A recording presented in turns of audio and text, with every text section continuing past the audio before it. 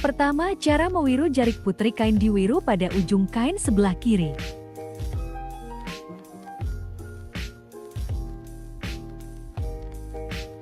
Yang berukuran 2 jari, kemudian dari sisi kanan dan kiri dikepal menggunakan tangan.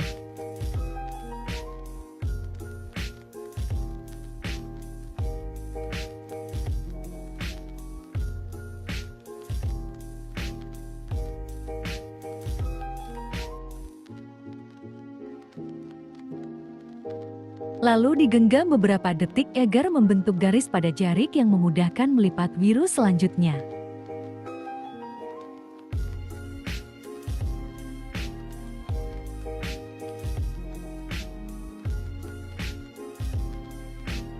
Kemudian dilipat kembali ke arah dalam atau sebaliknya seperti kipas menyesuaikan ukuran wiru yang sudah ada.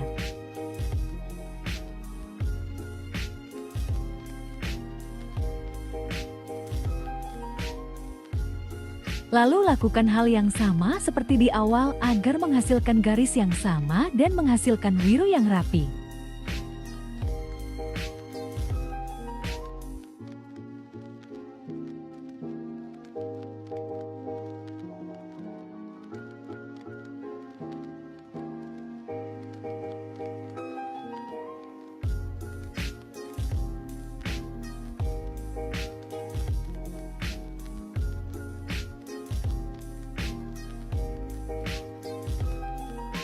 Lakukan secara berulang sampai menghasilkan 7-11 lipatan wiru, kemudian dijepit menggunakan jepit biting atau jepit lidi.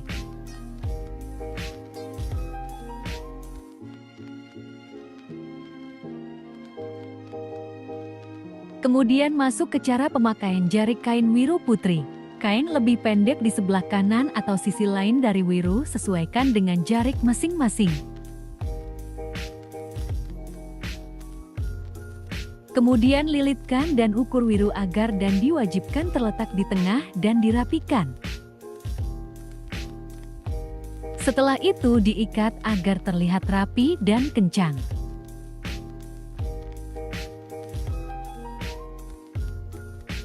Kemudian pemakaian steigen atau korset dirapikan.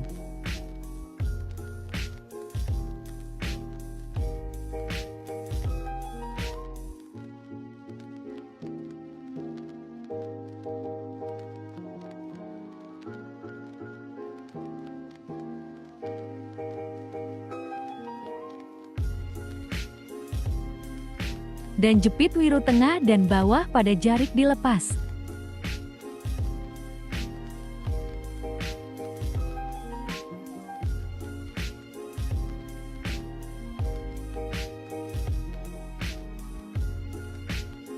Seperti ini detail dari wiru yang sudah dipakai pada wiru jarik putri. Dan untuk pemasangan pada kain lerek harus diperhatikan garis lerek kain dari atas kanan ke bawah kiri.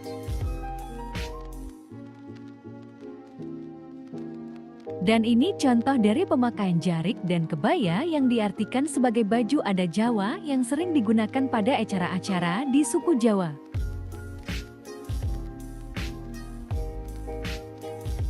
Untuk wiru jarik putra sendiri sama seperti wiru jarik putri, hanya beda di ukuran wiru dan kain yang diwiru di sebelah kanan. Untuk putra ukuran wiru itu 3 jari.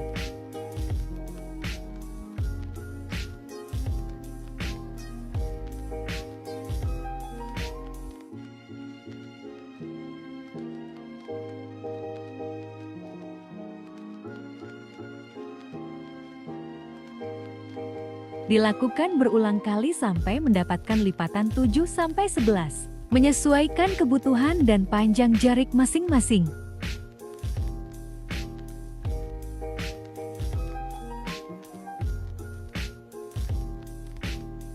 Kemudian dijepit menggunakan jepit biting atau jepit lidi. Untuk cara penggunaan jarik wiru untuk putra kain sebelah kiri lebih pendek. Kurang lebih sama seperti pemakaian putri, hanya saja untuk putra kain sebelah kiri yang lebih pendek. Lalu diikat dan dirapikan. Kemudian menggunakan steigen atau korset. Kemudian ini untuk detail dari pemakaian Jarik Putra yang membedakan hanya ukuran wirunya saja.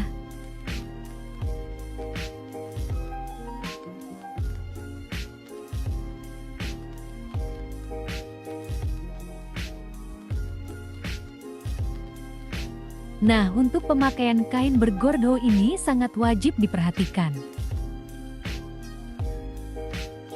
Gordo wajib menghadap ke atas dan larat dari atas kanan ke bawah kiri karena ini sudah termasuk pakem dari budaya Jawa.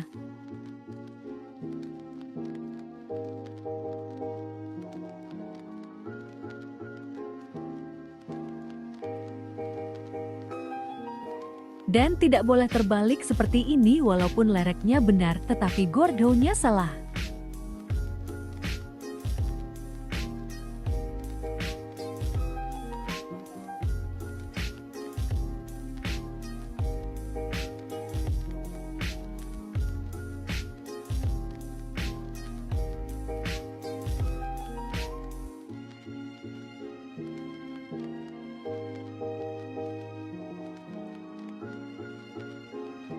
Dan untuk pemakaiannya, gordo wajib di tengah belakang.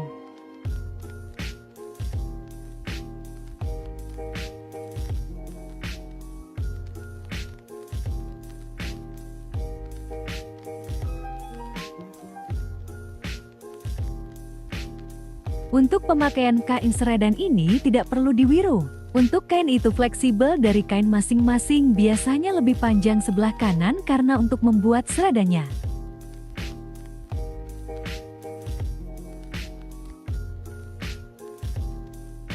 Tetapi seredan juga ada batas panjang, yaitu sejengkal tangan dari lutut.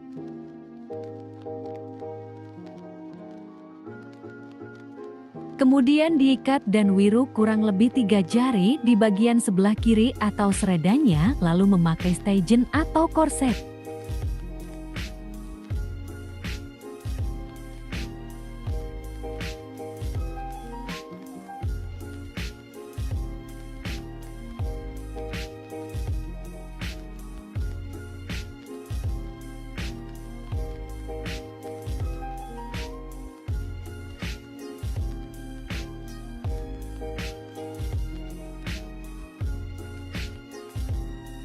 Dan ini hasil akhir dan contoh gerak pada tari dari pemakaian Jarik Seredan.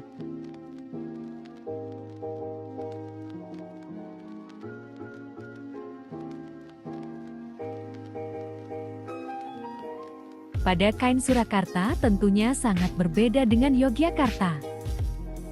Ini contoh kain cinde samparan Surakarta yang panjangnya kurang lebih 2,8 sampai 3 meter.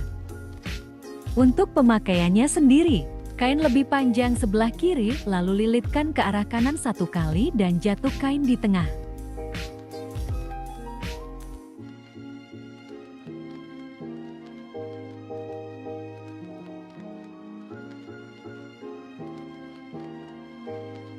Ambil samparan ke arah belakang kemudian diikat dan diwiru untuk merapikan kain.